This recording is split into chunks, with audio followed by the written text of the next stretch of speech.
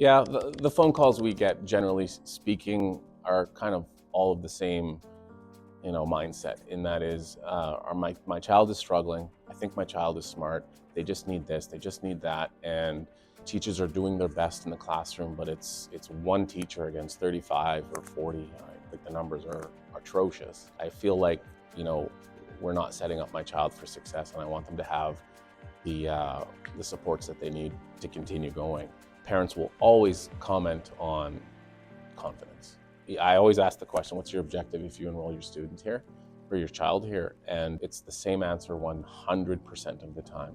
I just want my child to have confidence, because right now they just they feel like they're not doing well. They feel like they can't do this. They feel like something's wrong with them. They feel like all the feelings, and that's often flagged by parents as being like their biggest priority. Obviously math and doing well in math is the other one. I'll just listen to kind of what they're saying. I'll ask them questions about their experiences, how long this has been happening, etc. And that gives me a really good idea, generally speaking, when the wheels started to come off this bus. And then I'll explain to them the process. The process is, I need to meet your child first.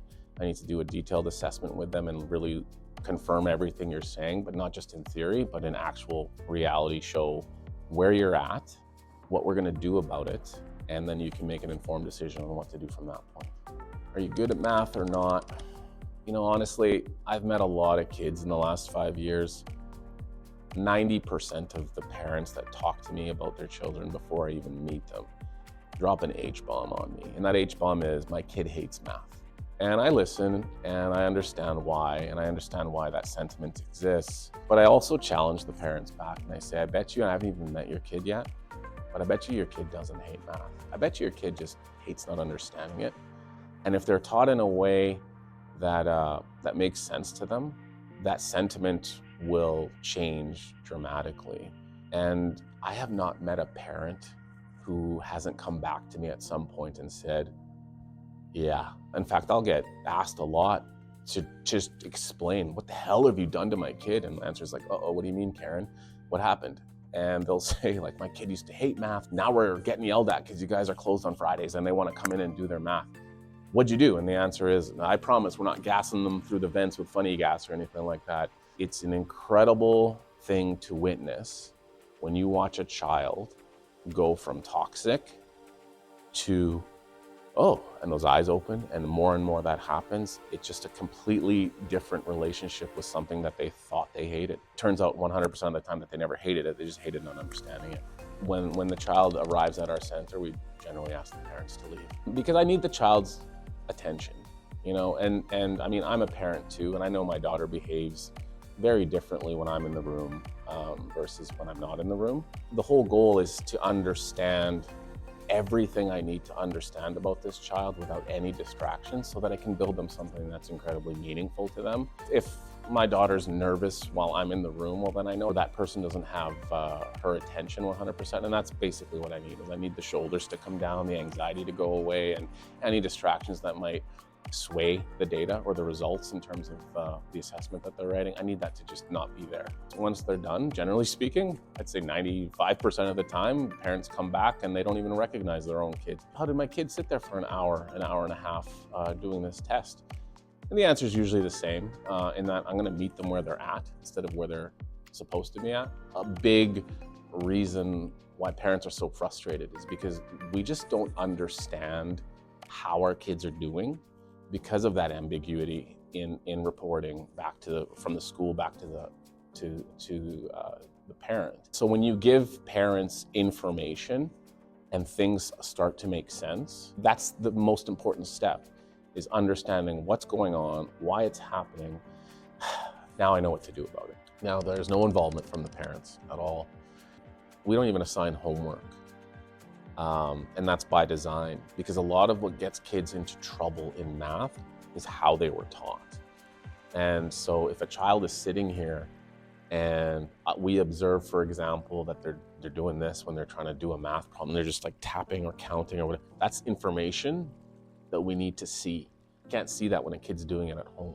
They just bring in assignments and go, oh, it looks like it's right. Well, I don't know how this kid did this. I don't know if the kid's using their mind. I don't know if they're using their fingers. I don't know. So it's not just about the answer. It's about how did you get the answer. We won't assign homework. And then in terms of the involvement of the parents, we just ask them to take your hands off. They love that answer because it just means, like I said earlier, we're not selling them math help, we're selling them peace of mind. It's met with skepticism often because this has been such a brutal topic for them for such a long time, but it's always the same outcome.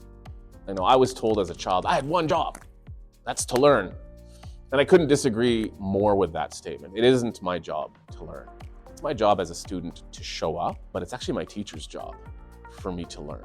And if I'm not learning, that means either I'm not showing up or my teacher is either not good or ill-equipped to teach me. So when parents hear that, it's kind of a relief because it's like, okay, I don't need to intervene, I don't need to ensure, I don't need to check, I don't need to nope. You just sit back, watch the magic unfold, and open the monthly report cards that we send you every month. We're gonna show you topic by topic. Every single topic that they're being taught, you're either gonna see a check mark beside that topic or not. And if you see a check mark, congratulations, Timmy, you've mastered that topic. We tried to mess you up every possible way and you saw right through it and boom, you nailed it. And if you don't see a check mark on that topic, you haven't mastered it. And we're not gonna throw you into the next topic until you crush this one, because that's what got you into this in the first place, is this notion of good enough was good enough. No, it wasn't. If you ask most parents, to describe their children, most of them will say, well, they're pretty creative, they have an imagination, they enjoy art, they enjoy video games, Roblox, Minecraft, all these things. These are very visual characteristics that most children possess. If you ask the same parents, describe any areas that your child isn't strong in, a lot of parents will say, oh, they have the worst memory. Oh, they're always forgetting. Sometimes it's selective because, I don't want to remember to clean my room, I get it. But for the most part, it's not the strength. Yet we're telling children, hey, don't rely on something you're really good at, which is your ability to imagine and visualize and see. Now, come over here. Let's have you rely on something we know you're not as strong in, which is your memory. And so in the grade 3, grade 4 years, when you have kids being told to go home and bang their head on the wall and memorize flashcards and rinse, repeat, it might appear, because again, they got to the test on Friday and they did okay, or they met expectations, whatever that even means. Then again, fast forward to next Friday and ask them the same, what's 6 times 9? I can't remember. The biggest mistake that parents can make, that's a tough one to answer because again, it's so subjective. But I can say as the son of a university professor who ended up being the dean of science, he was a great educator. He was a marvelous teacher. He was also the worst teacher I ever had. And it wasn't because all of a sudden he sucked at teaching with me. It was because he was my dad. We generally, as children, want to please our parents. We don't want our parents to be disappointed. And I'm very careful about this with my own child. Like, I don't teach her math. I'm not her coach. I'm her dad. There's an interesting dynamic that exists between children and their parents. I'm not saying that's the general rule. There are obviously exceptions and so on. Parents are, they're full-time this, full-time that, full-time this, full-time. And when did you sign up to be a full-time teacher as well? That can be the biggest challenge that I've heard, is parents basically saying, I can't. The other one is the way they're teaching math in school right now, it's just like, I don't know how to do that. I thought I knew how to do this, and all of a sudden it's this and that. And I'm like, yeah, I get it. So that's a barrier that's instantly removed here.